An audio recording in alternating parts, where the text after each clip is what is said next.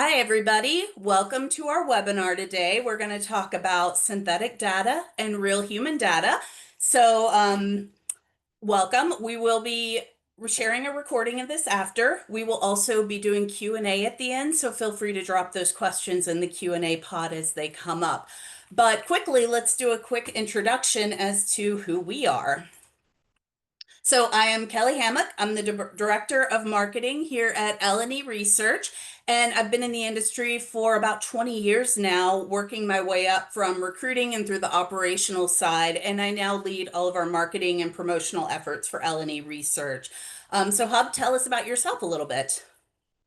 Thank you very much, Kelly. My name is James Hubbard. I'm the VP of Product and Engineering at L&E Research, and I've been in the market research industry for almost 2 years now, not even really. Um, but I do have more than 20 years of experience in engineering and product management, um, kind of bringing me to this full circle moment where I'm helping to usher in products and market research enablement for L&E. Yep, and And I'm Alex. Thank you, Kelly. I am the data manager here at L&E Research. I've been in the industry for about 6 years now, and we're really focused on making sure surveys are going out the door correctly and coming back with good actionable data that have no questions. So, yep. All right, thanks, guys. All right, so let's get into it. We want to start with what is synthetic data. So obviously, everybody's been around long enough that you know AI is making waves in research, and there's a multitude of uses. But today we're going to focus on the use of synthetic sample, and how we would compare it to human sample in the realm of qualitative research. So what exactly is synthetic sample? This is a sample that is built through AI, and it is built to replicate and mimic human behavior. So we want to talk about if it's good enough. It is tempting because you get your instant sample sizes. There's no incentives. You're talking about robots here. So it's lower cost and faster turnaround. But in qualitative research, are you going to find the insights that you need? Is synthetic ready for that? So we've actually done a couple of tests on this. This is our second test. So the big question for us is, can AI replace human participants in qualitative research? So what we're kind of hypothesizing with this is it's really good at these surface level trends. And I've sort of been thinking about this as the more quantitative and natured questions. So, i.e., most people like soft toilet paper. However, what it can't tell us, or what we hypothesize it can't tell us, is that deeper why. What's the emotional driver? What's the motivation? So, human insights are often irrational, emotional, and synthetic is consistent. It follows patterns. So, really, the big question is, using this technology, can it mimic the human side of qualitative research? So let's talk about round one. James and I did this study back in the spring, and it was a quick survey we did on bathroom research. So our first test of human versus synthetic, we wanted to talk about something that was very human, and bathroom behaviors are very human. So in this previous study, we surveyed three groups. We, of course, had a panel of real people, and we built synthetic panels in two different chat GPT models. I say we, it's all Hub here, but he built two different synthetic panels in chat GPT, and we deployed the exact same questionnaire to all three panels. These were hosted in our Condux that will show you some of the tools and how we collected the data later. But then we wanted to compare the responses on the same stimuli to see where they match or miss. So I'm going to just quickly walk us through the previous study that we did in the spring, and then we're going to move on to round two. So first of all, we used our object detection function. And the way this works is, as you can see in this picture, you upload a picture. And in this case, we were asking it if it detected a bidet. If it detected a bidet, it would ask questions about said bidet. And if it didn't, it didn't. So this is actually one way we can improve our participant experience, and we'll get into that later as well.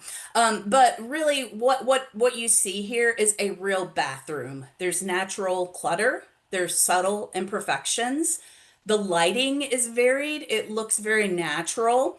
You do see that bidet attachment that I mentioned, and you can see a little bit of wall wear and tear on the floors and walls. Kind of So, dirty, Kelly, and I'm still in the doghouse for this image being published. So so thanks. full disclosure, James did take this picture for our spring research of his own bathroom, which he's just admitted to you, and that he's gotten in trouble with his wife for that. So, anyways, I think it looks great. It looks like a nice little bathroom. Anyways, we're going to move on to the weird AI toilet verse, as we're calling it. So, we asked AI to generate an image of a bathroom. And again, it was for the same study. And this was the image it generated. So, it really thinks that we put our bathroom wipes on the edge of the toilet. Physics don't even apply here because those are balanced quite precariously. It's very suspicious. It's too perfect. And that's the thing about AI. It strives for perfection and it doesn't take into account that humans are very much not perfect. So you see this sterile lighting, pristine surfaces. There's no context. Do you notice there are no personal hygiene products? This looks like a hotel room. There's some visual oddities, and this is actually a very light example of what we're seeing in visual oddities. And just wait, it gets better. And then our favorite part is if you look at the wipes, it says Fushable Whiskey. This is our peak AI gibberish. We know that AI likes to hallucinate and make things up, and we've laughed over this many, many times. So let's tie up what we found in this study. Turns out humans are still complicated, as we thought. We bring emotion.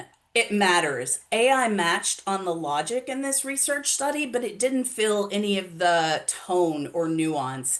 Context counts. As you could see, real bathrooms revealed some personality, which now we know more about James and his family. Thank you for that. Whereas the AI version was just, it looked like a hotel room. You can't, it doesn't look like anybody lived there. And of course, confidence does not equal accuracy. So that synthetic data, it during the course of this research sounded very confident. It's not. It just puts on an air of confidence. But AI does show promise. We're not kicking it out yet. It has fast, structured, and impressively consistent surface level insights, which is one of the reasons we're kind of saying this a little more qualitative. And it's useful for trend alignment, benchmarking, and early hypothesis testing. So there are definitively some use cases for it. But our key takeaway is synthetic data can describe what people do, but only humans are going to tell you why they do it. And of course, I will say, disclaimer, this is where we are right now. In 2 years, who knows where we'll be. So now let's get into our next study that we did. Of course, knowing that AI isn't ready, we really just cannot help ourselves. We're still fascinated with AI and we're maybe a little in love with it, which brings us to round two. What happens when we take that love story to breakfast? So now we're going to get into round two. We did a second study, and this time we wanted to stick with another very human topic. So we've chosen breakfast again, and we deployed a survey to both real people and ChatGPT panels. I am actually going to hand it over to Alex here, and he's going to go through some of the research methodology and how we set up our study. Yes. Hello, everyone again. So, like Kelly said, we sent it to a real panel of 60 people, and we also ran a synthetic panel on ChatGPT of 60 people. We tried to split up the panel in half to do breakfast eaters and non-breakfast eaters, and all answered the same breakfast-focused surveys with a few pathings that you'll see later on. And this survey was built and hosted entirely in Condux using object detection, video open-ends, and tailored branching logic. So you'll see on the next slide, I'll explain that. And then our goal was to compare real and synthetic responses to see where they align or miss. And you'll definitely see examples of that. So next slide. Yeah, so you can see here we had some pretty complex logic. We had the survey start off asking them, how many times a day or how many times throughout a week they eat breakfast. And from there, we kind of went to object detection to see what's in their pantry, what's in their fridge, and what's in their freezer. So that way we can kind of confirm or be like, hey, ask a few follow-up questions on why you might not have breakfast food. So you can see here the breakfast eaters went to certain path, the non-breakfast eaters went to certain path with for the breakfast type, morning drivers, how breakfast feels, and then they all answered some shared closing questions just to kind of wrap up some general questions and see, that emotional feel that Kelly was talking about to see how it would compare versus synthetic panel. But yeah, we really had no leading questions or long list. It felt really easy for panelists to complete, we've heard. And the study feels like really just getting on and talking to somebody about your breakfast choices. So yeah, and we'll go to the next slide. Yeah, so what is a quick call? So what we're trying to accomplish with Condux is the ability to gather rapid and informal qualitative research to gather insights without the time commitment. We're all running low on time nowadays, and we need that quick data yesterday, as a lot of people on our team like to say. So getting it as quick as possible is very important nowadays.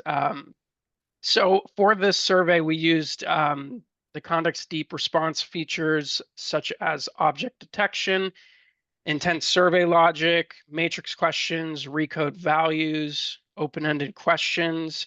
And we provided here a video kind of what a video survey response looks like. You can see here it has the question at the top. If breakfast were a person, how would you describe its personality?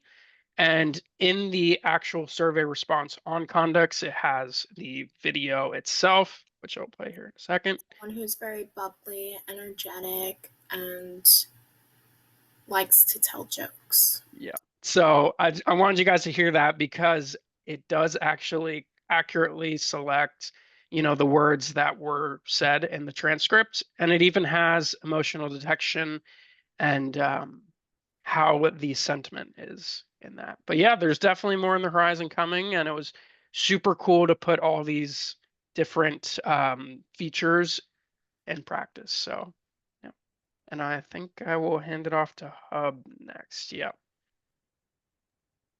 Thank you very much, Alex. All right, let's shake it out a little bit. You guys are a little more quick to the speech than I am.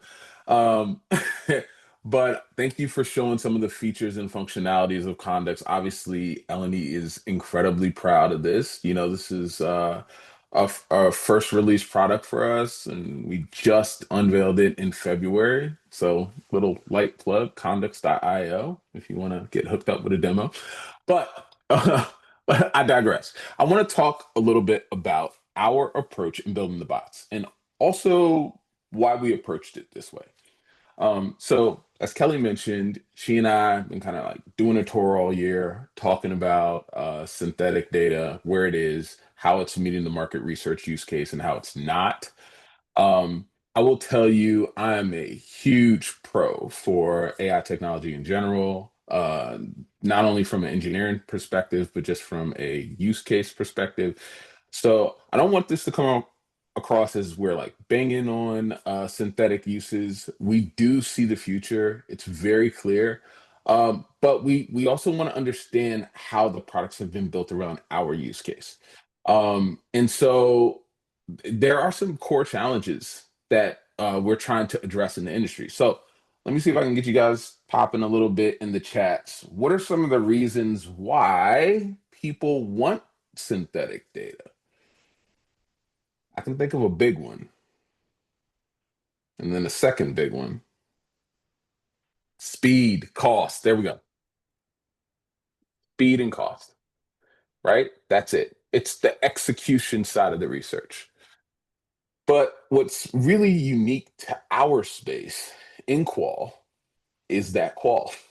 We can't get away with the with that deviation in quality, right? It's the biggest challenge that we're ever facing. And I say that with my 2 years of experience in the industry.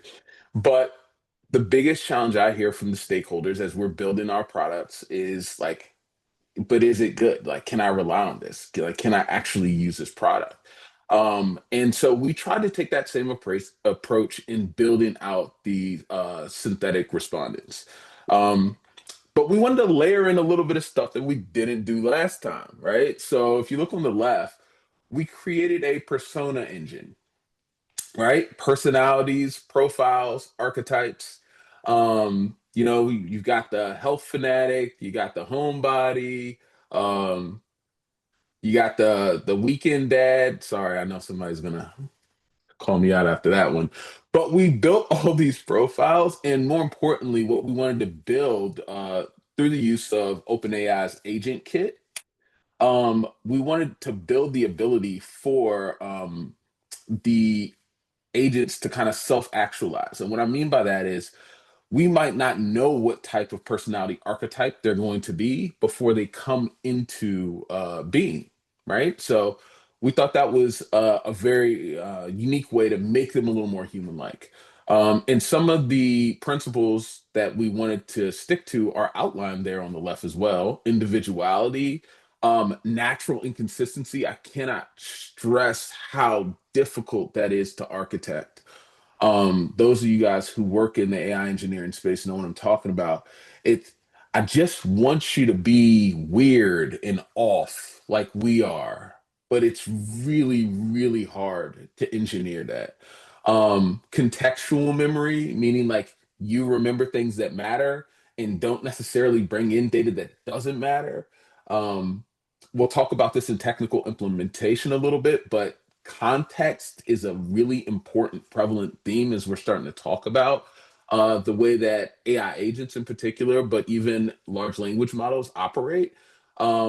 And then also just like diverse response styles, right? Like both in tone, length, vernacular, like like what do people sound like? Everything, everything under the sun. So we wanted to really work hard to emulate that.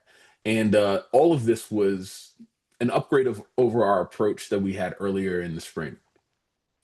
And then the key thing that I talk about with Brett and Tracy on our senior leadership team all the time is um, what is the business outcome? So for us, the business outcome was we wanted to have human-like responses. Like that's it. We wanted to have human-like responses, and we wanted to, put in a really good effort to produce that.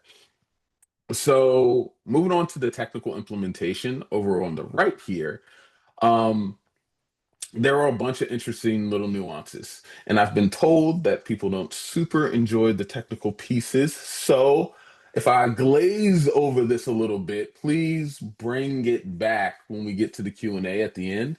But essentially what we did was we built out individual participants in OpenAI's Agent Kit, right?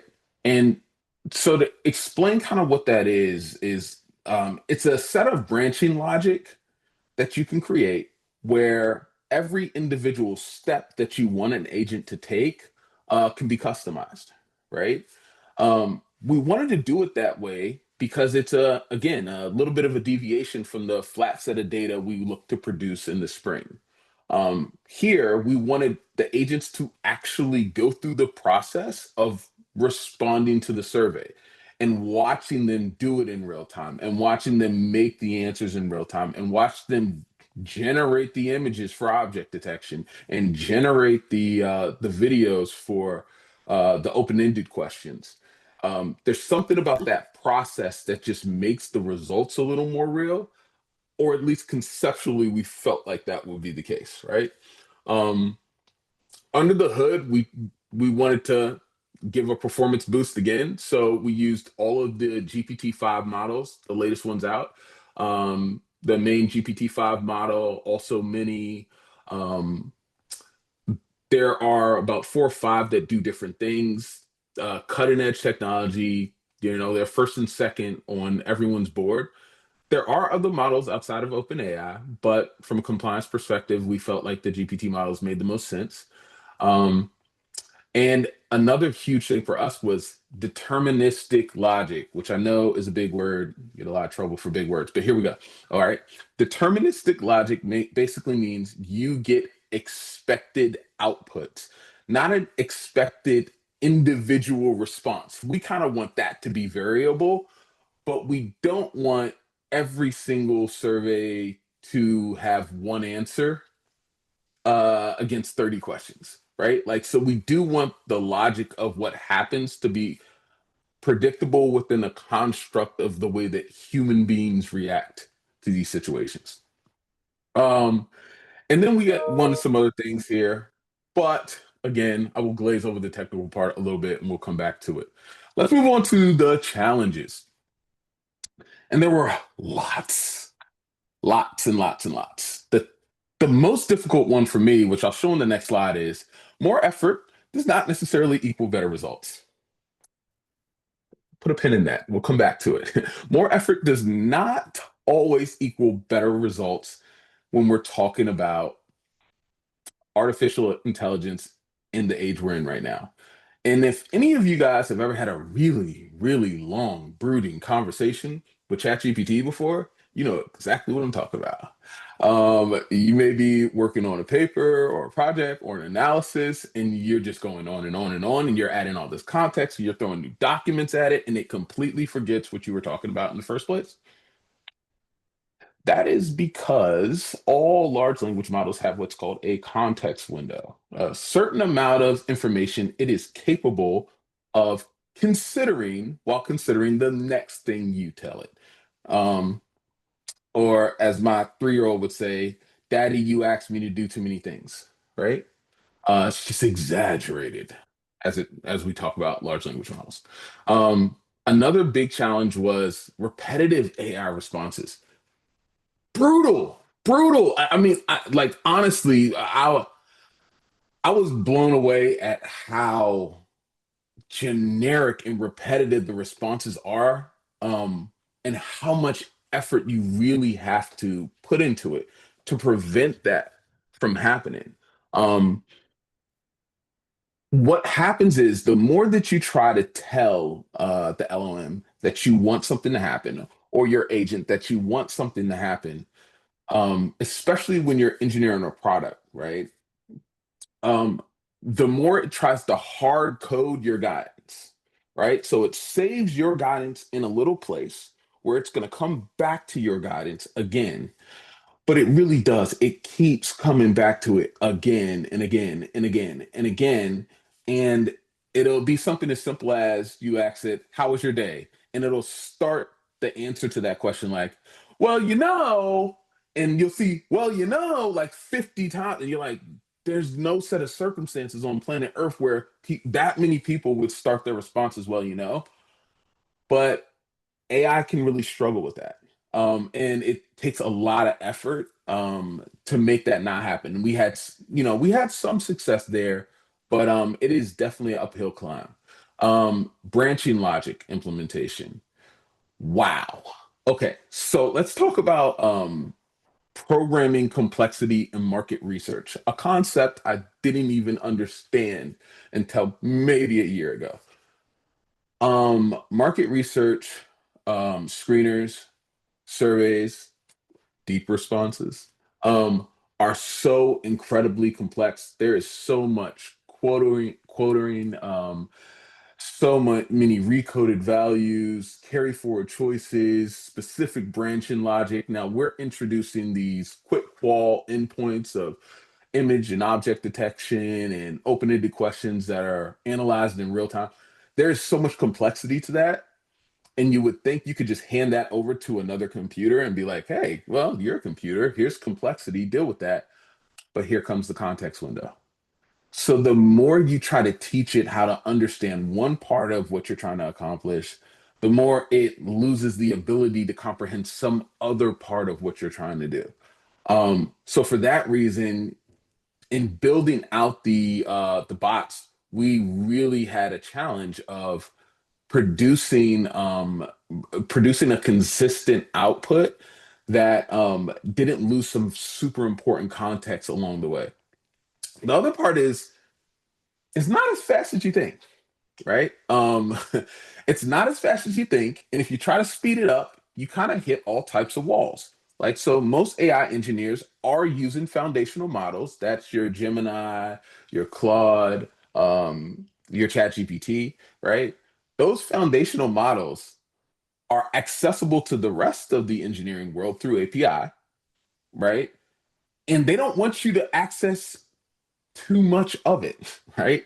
So as you try to create processes where there's a lot of parallel processing of events, um, you start hitting some usage limits, right? And you start getting weird errors. And it's like, why didn't this work? Well, why couldn't Susie, synthetic respondent number 3, answer this question? Well, you hit a usage limit. You got to pay the piper. So that was a unique challenge that I think a lot of people are facing in the space, and maybe the reason why you see certain models used versus others. And then there was a bunch of other stuff over here on the right. But the long and the short of it is it's hard. It's really hard to architect a human-like response. And why wouldn't it be? We're hard. Like, we're extremely difficult. Where our brains are incredibly complex. Uh, we took the perspective of building a persona engine, but we could have built 15 other human components to make these bots more accurate and more lifelike. And even so, we're only approximating humanity in the best case scenario.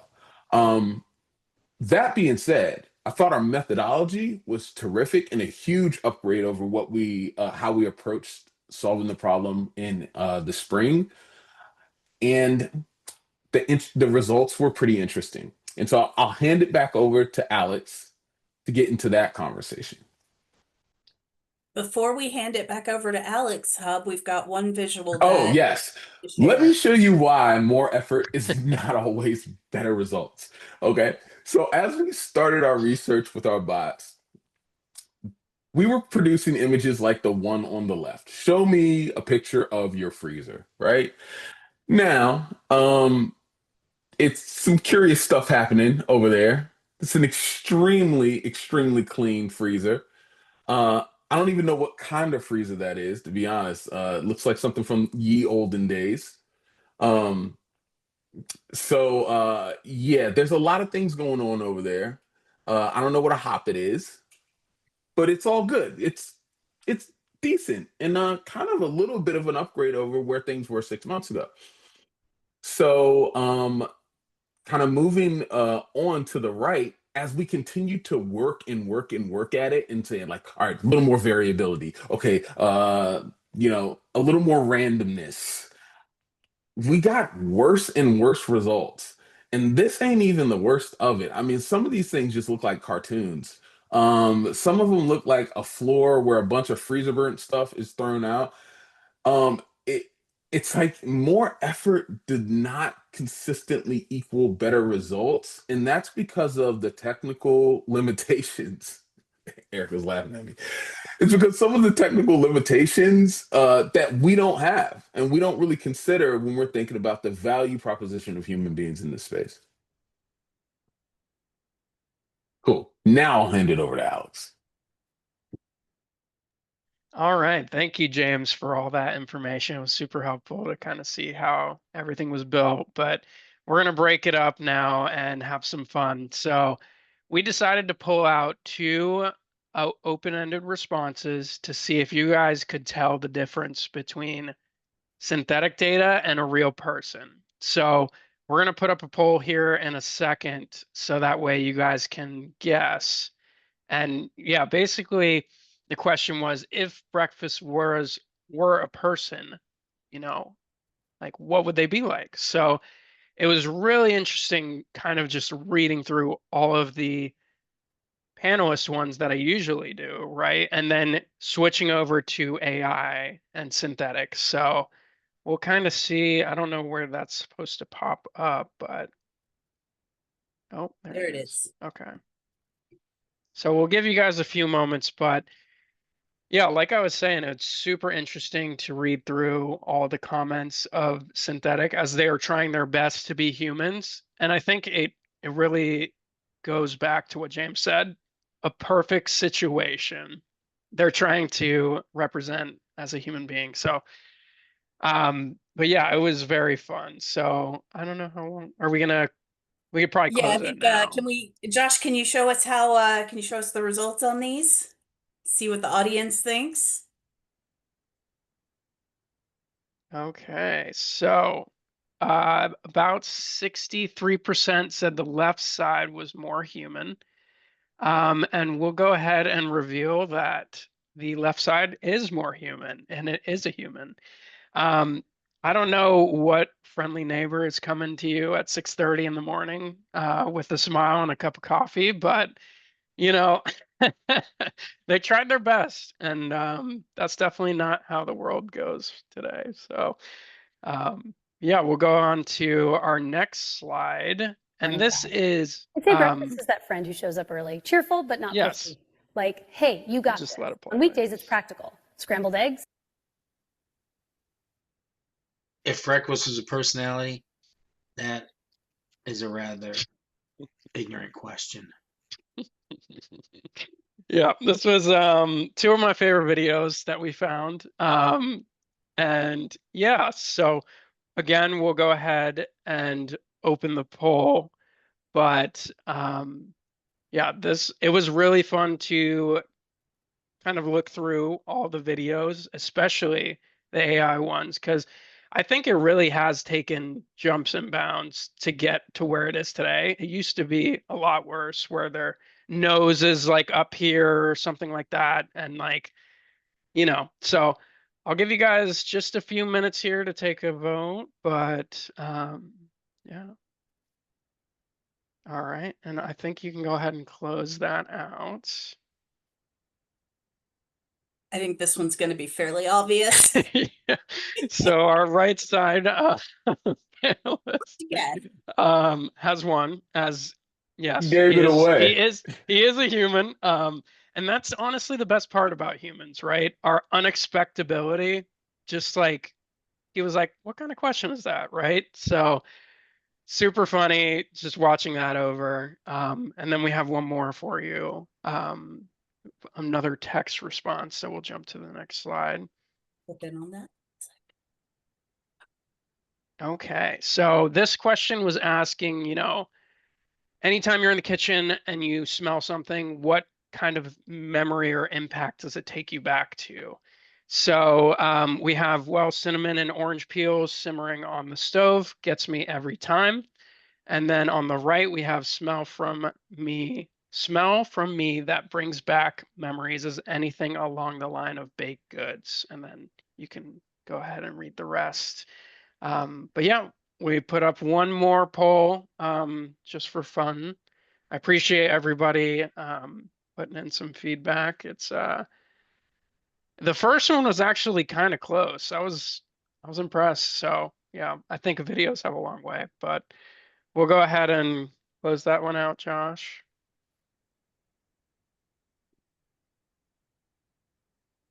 Oh, so it's about 50-50 here. That's interesting. Good stuff. Yeah, so it was the right side that was a panelist, and the left was synthetic. So to the See, 50 Kelly, the people, bots get better. to the 50 people, I want to know why you're simmering orange peels on the stove. But no, I'm just kidding. Okay, so we'll go ahead into the next slide to kind of just talk about different findings.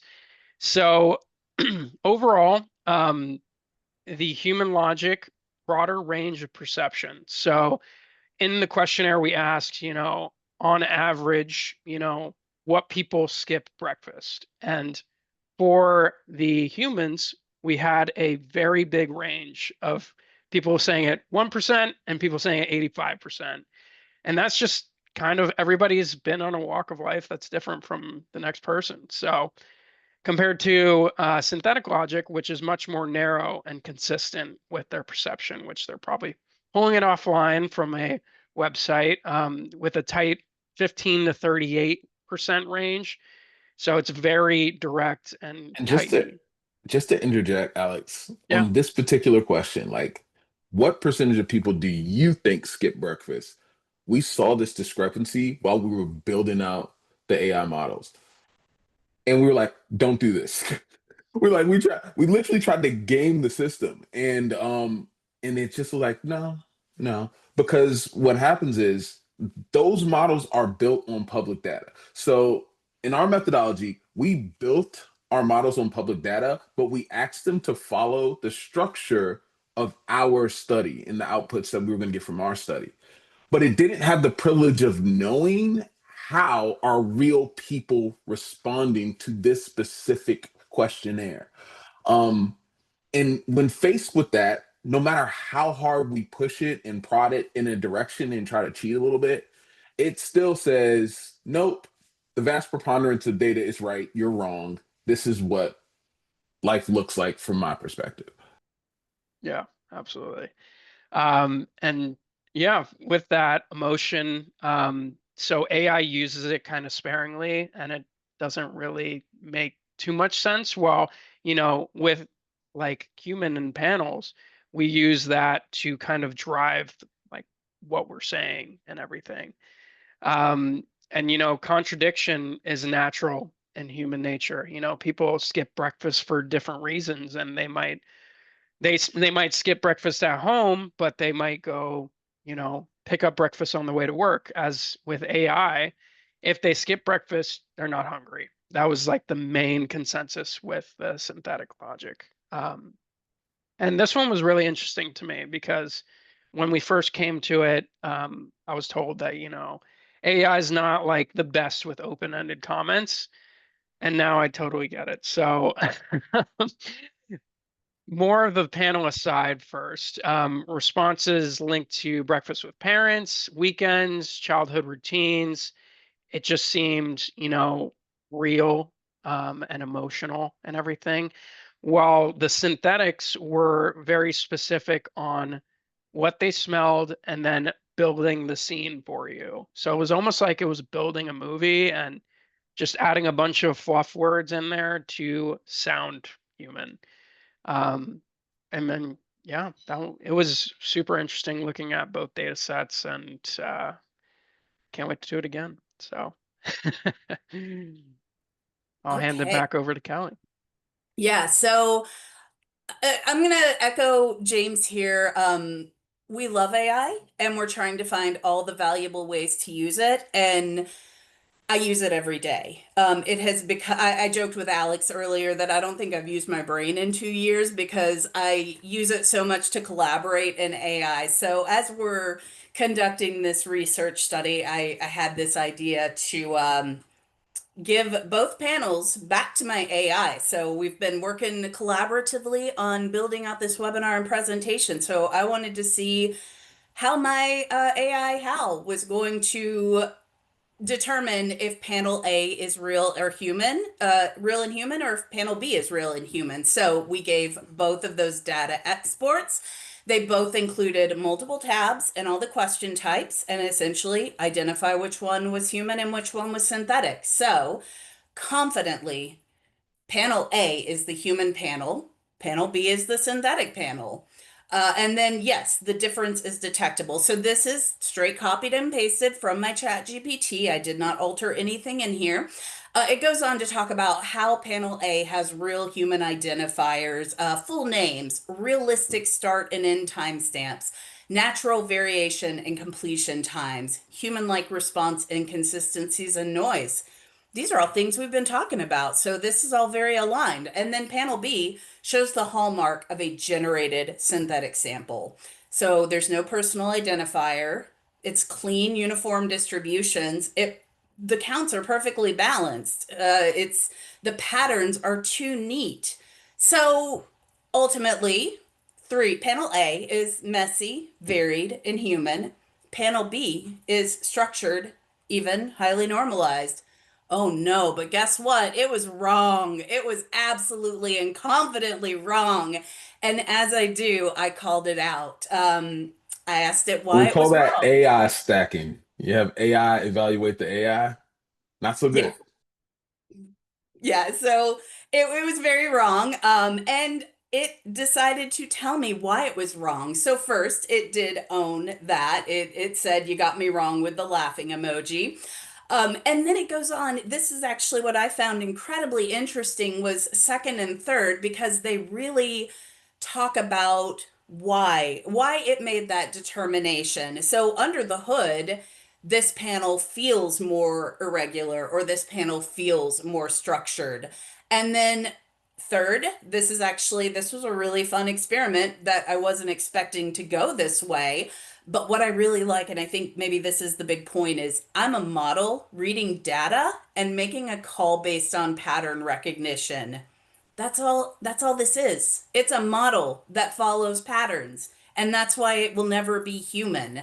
So I found this to be a little fun bonus that we were planning on doing, but sometimes you just get an idea and you have to roll with it. So our revelation is synthetic data can look convincingly human at first pass. But AI relies on patterns, not experience. So confidence doesn't necessarily guarantee accuracy. And this is why human researchers are going to remain essential. AI is a powerful partner, but it is not a replacement for lived insight or validation.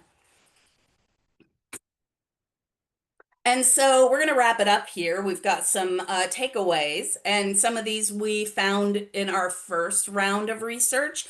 And then a lot of these were just reconfirmed in our second round of research. So let's not fire our humans yet. Synthetic data is fast, cheap, and scalable. And it's great for exploring some things. But as we've demonstrated, and I did see a comment come in earlier that this is the most simplistic study we can possibly do. And yes, that is right. But if it can't nail the simplistic study, try giving it something complicated and see what happens. It's not going to go very well for you. So, and we'll get there eventually. We are working towards this. We, again, as Hub said, we're not trying to discount synthetic, but we are saying that it is not yet ready to be a replacement for real human insight. So, it is great for what people do, but it is not great for why they do it. Human insight is still essential for trust, nuance, and real world complexity. And one of the statements we've been kicking around is AI is your co-pilot, not your captain. I've heard AI referred to as the best unpaid intern you'll ever have. And what's fun is you can actually tell them they're wrong and they step up and say, yes, I am wrong. So that's very not human like. It actually makes working with them pretty cool. So you have to just be smart about when to synthesize and when to empathize. So now let's take a look at what we may or may not use synthetic for and where we need to use our humans. So synthetic could be good for early exploration. Before you involve quick people and you just want to get an initial pulse check, this could be a great strategy to use that.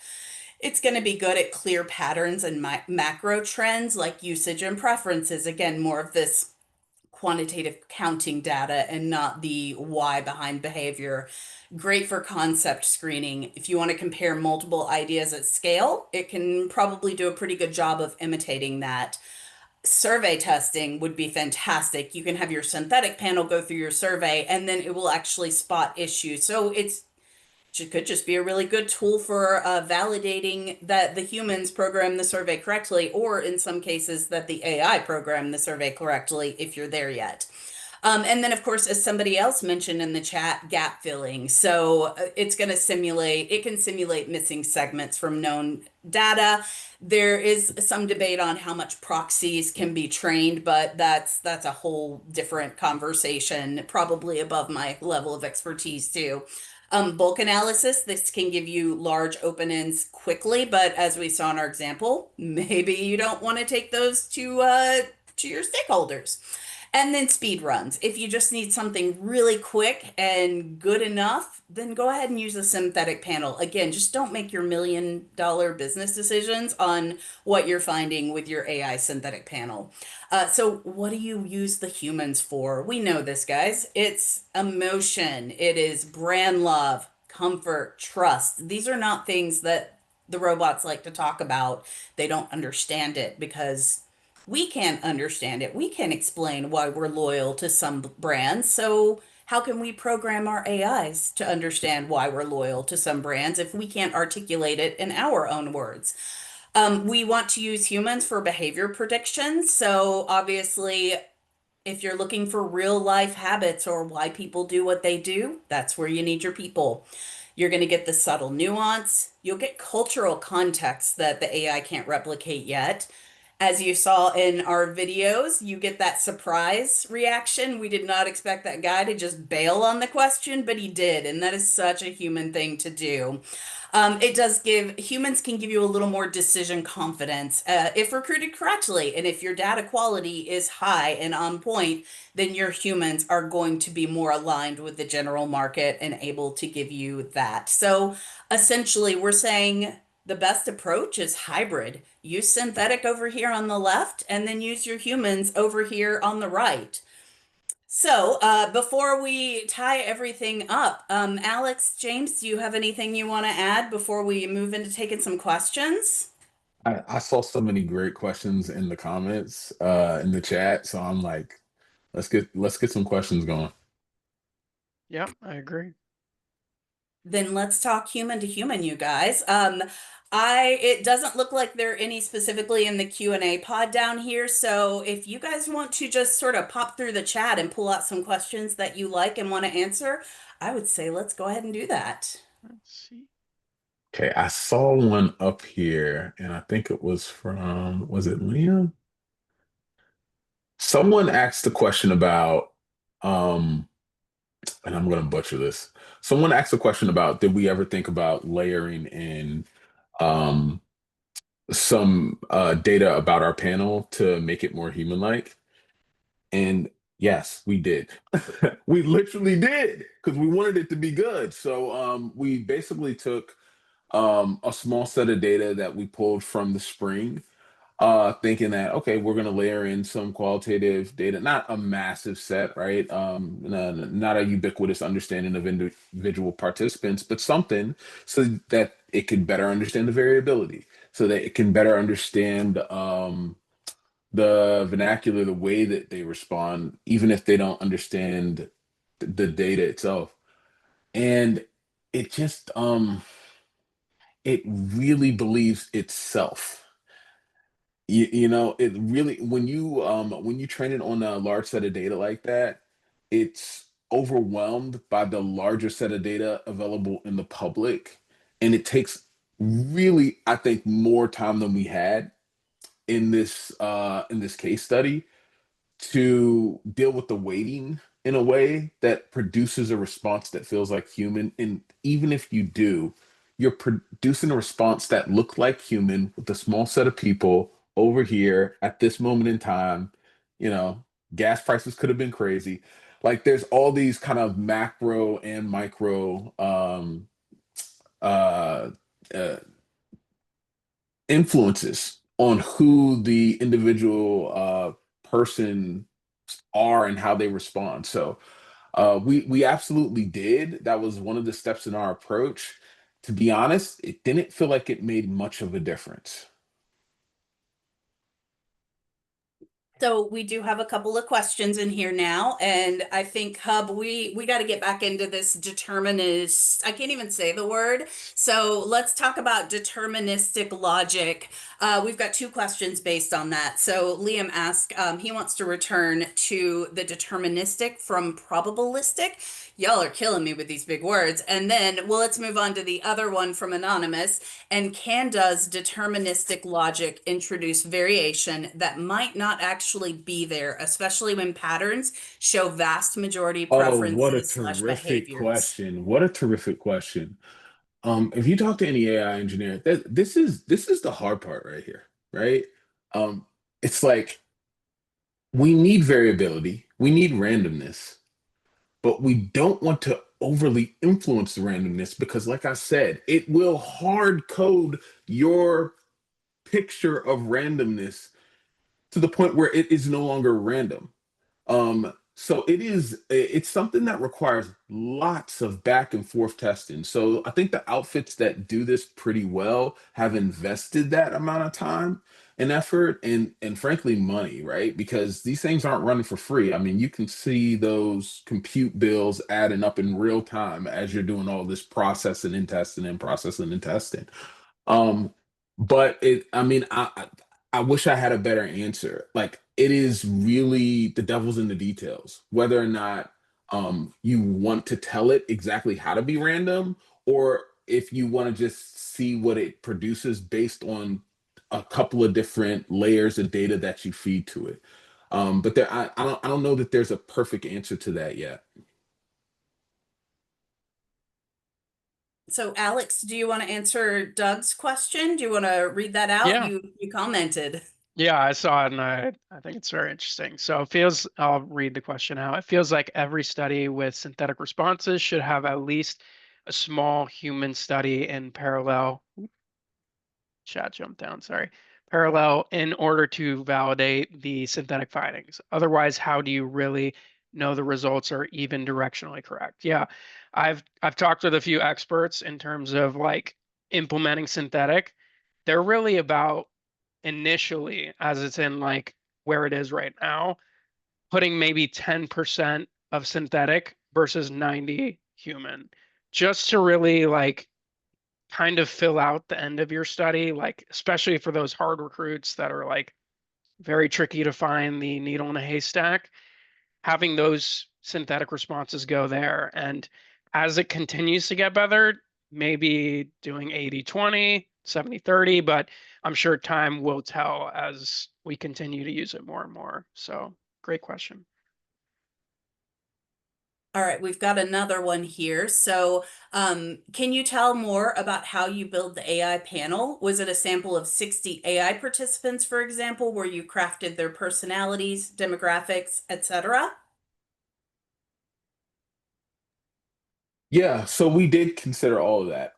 In fact, we have more demographic data on the synths than we did on the people, um, in a black box way. So we, you can't really tell it from the results, but we invested a lot of time and energy in not just building the psychological and demographic and personality profiles of each synthetic, but also making sure that we were not hard coding what they were. Like, we didn't set up personality traits. So it's like, do health conscious and time pressed and routine oriented.